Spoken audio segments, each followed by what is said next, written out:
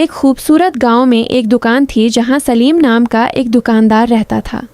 وہ باہر سے تو عام سا انسان لگتا تھا، لیکن اس کے دل میں بہت زیادہ لالچ بھرا ہوا تھا۔ اسے ہمیشہ یہی فکر رہتی تھی کہ کس طرح زیادہ سے زیادہ پیسہ کمایا جائے، چاہے طریقہ صحیح ہو یا غلط۔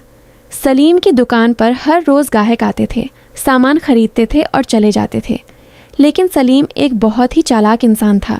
وہ اکثر ناپ تول میں کمی کر دیتا تھا تاکہ اسے زیادہ فائدہ ہو۔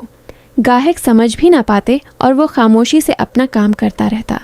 ایک دن ایک گاہک کو شک ہوا کہ جو چیز اسے دی گئی ہے اس کا وزن پورا نہیں ہے۔ اس نے سلیم کو دیکھا مگر کچھ نہ کہا۔ سلیم نے بھی بات کو ہنسی میں ٹال دیا اور خود کو بہت ہوشیار سمجھنے لگا۔ اسے لگتا تھا کہ کوئی اسے کبھی نہیں پکڑ سکتا۔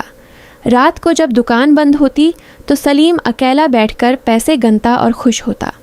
اسے ہر وقت صرف پیسہ نظر آتا تھا۔ اس کے دل میں نہ کسی کے لیے ہمدردی تھی اور نہ ہی ایمانداری کا احساس۔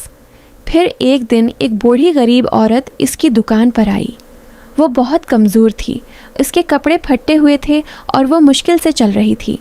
اس نے سلیم سے کہا کہ اسے تھوڑا سا آٹا چاہیے تاکہ وہ اپنا گزارا کر سکے۔ سلیم نے اسے دیکھا لیکن اس کے دل میں کوئی رحم نہ آیا۔ اس نے پھر بھی اسے کم آٹا تول کر دیا تاکہ وہ کچھ زیادہ بچا سکے۔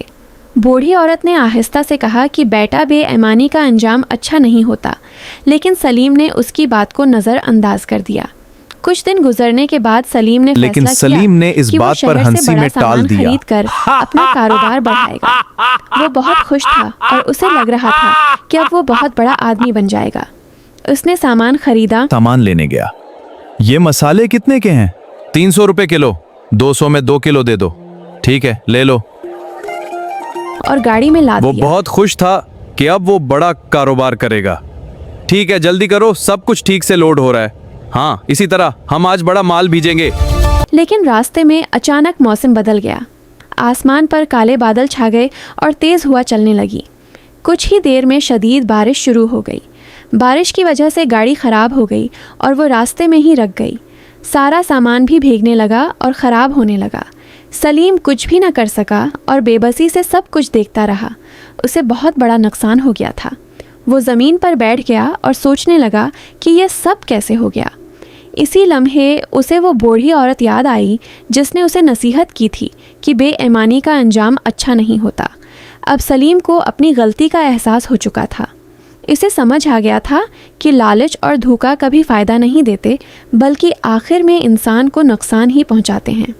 اس نے اسی دن فیصلہ کیا کہ اب وہ ایمانداری سے کاروبار کرے گا اور کبھی کسی کا حق نہیں مارے گا۔ آہستہ آہستہ اس کی دکان دوبارہ چلنے لگی اور لوگ اس پر اعتماد کرنے لگے، اور